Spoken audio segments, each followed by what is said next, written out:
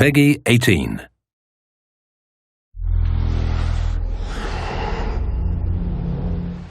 Hi, my name is Ashraf Ismail, Game Director of Assassin's Creed 4 Black Flag, and I'm very proud to be showing off the Caribbean open world. Here, we're going to start with Edward. After completing a few missions, he's met up with the assassins, but he's not yet bought into the creed, so he still has this selfish need for fame and fortune. Edward is one of the most unique characters we've created for the Assassin's Creed universe. He is a man who is still trying to figure out who he is in life and what he wants to get out of it. At this point in the story, he still wants that fame, so one way to get it is to complete these assassination contracts. This is a way to make money and to gain a bit of notoriety. So here we go. We have 2 targets to take out, 2 Templar brothers. So we're going to accept the contract, and the world map is going to show us where this contract takes place. So we see here that the contract is actually very close to us. It starts in the village we're in, but as we zoom out, we want to show you the world that we have. Many locations, over 50 locations, centered by Cuba, the Bahamas, and Florida up north. This is a massive world. There's a lot to find and do in this Caribbean Sea. But now we'll get back to the Fisherman Village and go after our targets. The Fisherman Village, it's one type of location in this world. It's really here as a convenience to the player. This is where you can start missions, where you can shop to upgrade Edward and the Jackdaw itself. It's really about the mood and the ambiance of the Caribbean Sea. In the distance, we have a tavern that we're approaching. Taverns are places where you can hire crew, play mini games, drink if you wish. But for now, we're going to focus on the targets and take them out.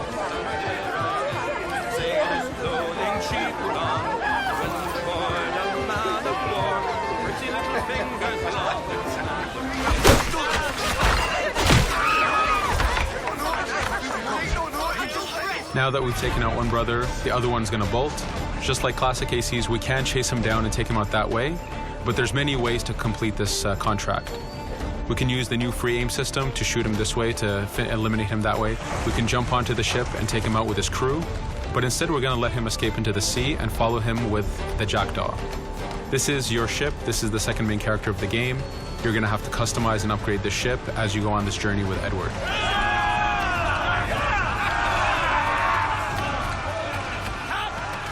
We've seamlessly gone from a ground chase right into a naval chase. We could destroy the ship and complete the contract that way, but instead, using the spyglass, we can see that he's carrying a lot of rum. Rum is important in the economy system. It's one way of making a lot of money if you sell it properly. So instead of destroying the ship, we're going to plunder that ship. Fire! Here you can see the upgrades that we've made into the naval combat. Using the front cannons, you can shoot chain shots to slow down the ship. Using the new round shot mechanic of trajectory aiming, you can aim for the hull and do a lot of damage this way. This specific enemy is what we call a frigate. Frigates are the type of ships that you need to destroy as fast as you can, because the longer the fight lasts, the more damage they're capable of doing. We have other enemy types like the Charger or the Man of War. The Man of War is a massive ship capable of carrying over 100 cannons. These are ships that you really need to upgrade to be able to face. But now that this frigate has been demasted, we can start the boarding. Boarding, it's very important. You are a pirate. This is how you gain cargo. This is how you take on ships. So here we can start the boarding from any orientation or angle we wish. The distance even matters. If you get too close, the 2 crews will just jump right into each other. If you start a bit further, you can jump in the water and go in for a sneak stealth attack. We have 2 objectives to accomplish for this boarding. We can take out the captain, and we need to take out some of his crew. So using the swivel gun, we will efficiently take out a lot of the crew. And now we'll go for the captain using Edward's navigation abilities.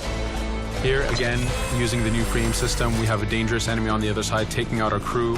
We can easily take him out with a headshot. So what we see here is that 2 ships have come together to create this 3D environment where, using your assassin abilities to navigate, to be stealthy, you can take the advantage and get the kill by surprise.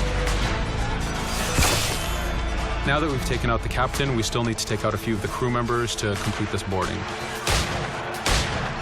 Now that we've plundered the ship, we're going to gain that rum that we saw earlier, but we're also going to gain ammo and crew members and some gold.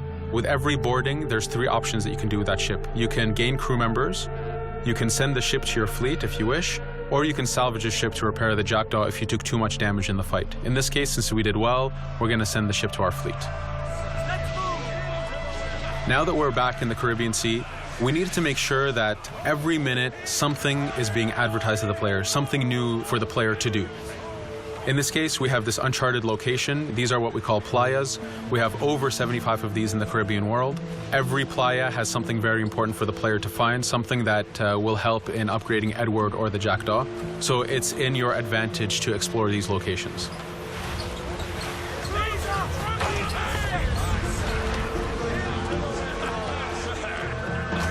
Again, for us, seamlessness is very important. We needed to be able to explore this Caribbean world without having too much interruption in the action. So being able to just let go of the wheel anywhere we want, jump into the water, and swim over to that location. This is very important for the mood and the immersiveness of this Caribbean open world. Here, as we get on the playa, in the distance we can see that there's a faction battle, but closer to us we can see that there's this poor drunken sailor who's passed away. But being a pirate, of course, we're going to loot his body and see what he has for us.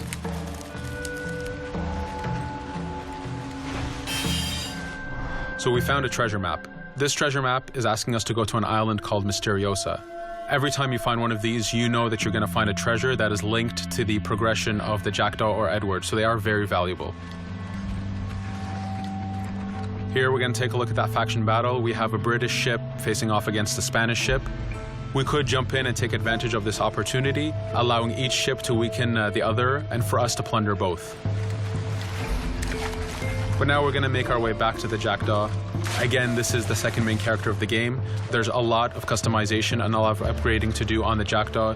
You can upgrade all the weapons to fit the playstyle you wish. Now, as we get onto the Jackdaw, we can see that the crew is cheering for us.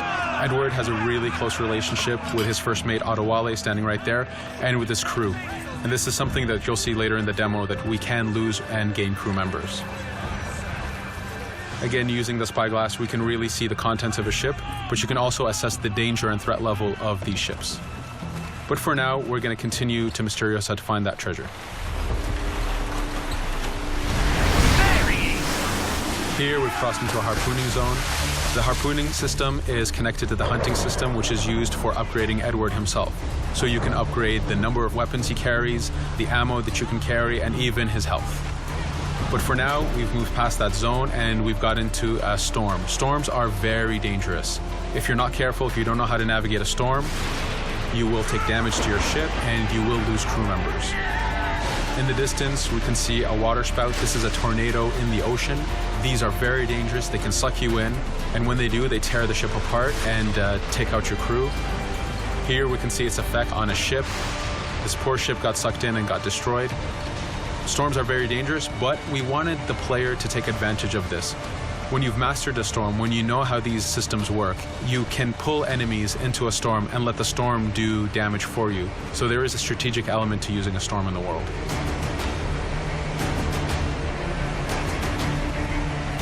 Here we can see that the storm is dying down a bit, but there's still this torrential downpour. It was very important for us to get the real mood of and atmosphere of the Caribbean in the weather cycles and in the daytime cycles.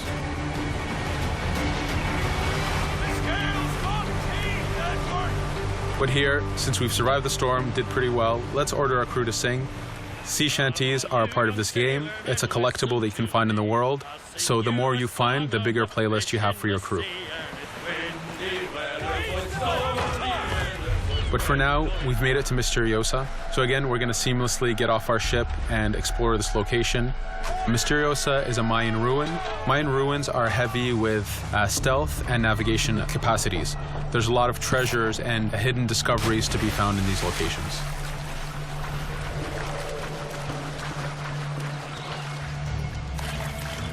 If we recall the treasure map, the treasure is hidden behind a temple.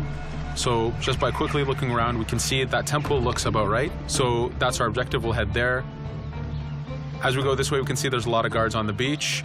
We could go in and fight them if we wish to, but to show off that this is a mini open world, we're going to try to find a different route to get to our objective. Here, we've seen a guard. We don't want to alert him, and we don't want to alert the guards on the beach, so we're going to use our stealth ability to take him out silently.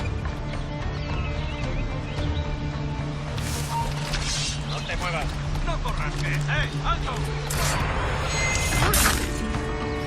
With AC3, we were able to push the navigation in the frontier, which means using natural environments like trees and rocks and so on. Mayan ruins are the perfect place where we mix man-made structures and these natural environments. So you really get to feel how far the navigation abilities of the assassin have come since the original game. In the distance there, we can see another part of the island being blocked off by a patrol of guards. We're going to avoid it for now and go for that treasure.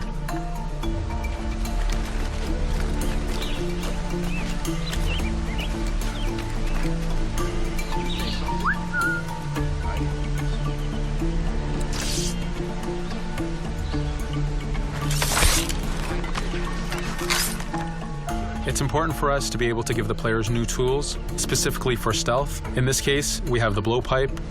Using the berserk darts, you make your enemies go crazy. Effectively, this means that they'll attack anything and everything in sight, including their own friends, animals, or Edward if he was in the way. So you do have to be careful with how you use it.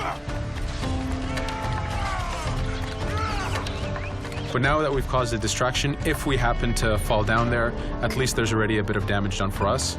But using our navigation skills, we're able to get past that area without any trouble. There in the distance, you can see the jackdaw placed exactly where you left it when you got onto this location. It's really important for us to show the beauty of this Caribbean world. The Caribbean has some amazing vistas, and we pushed ourselves to replicate this in the game.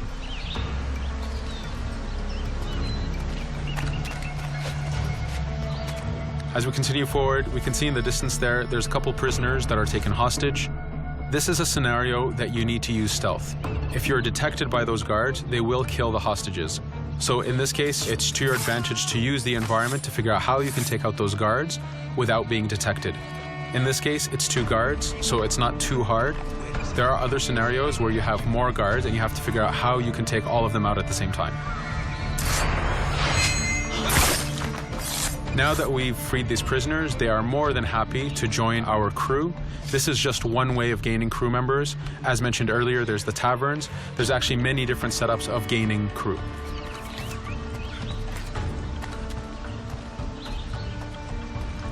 Here, we're going to go back to the treasure map.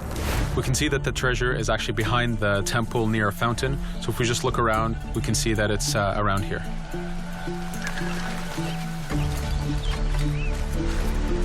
Now that we've found the treasure, what we've actually found is a blueprint. Blueprints are incredibly valuable for the upgrading of the jackdaw. This is how you can upgrade the biggest and most devastating upgrades of the ship. So here we're approaching a reach high point. Just like classic ACs, synchronizing with the reach high point reveals the contents of a location and the map itself.